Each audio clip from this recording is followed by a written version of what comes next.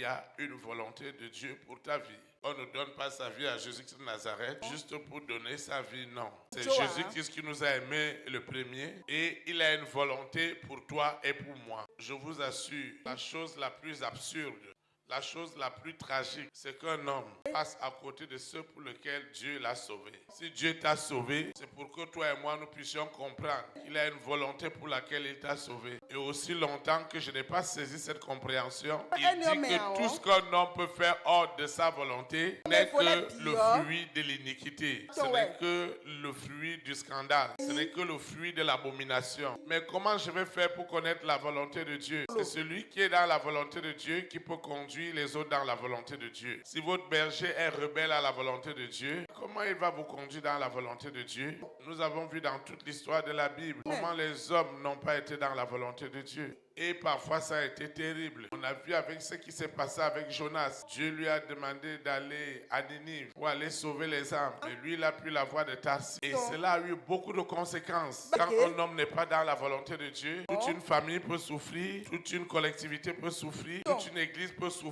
Des millions d'âmes peuvent être dans la direction de l'enfer, quel que soit ce qui peut se passer dans cet endroit-là. Et pourtant, ces hommes ont donné des justifications en disant à Dieu qu'ils ont fait des miracles. Ils ont fait ceci, ils ont fait cela pour Dieu. Et Dieu a dit ça, tu n'étais pas dans ma volonté. Et il les a chassés loin de sa présence. Pour que tu sois dans la volonté de Dieu, Dieu doit libérer ta conscience des œuvres mortes de la nature adamique. Dieu doit libérer ta conscience.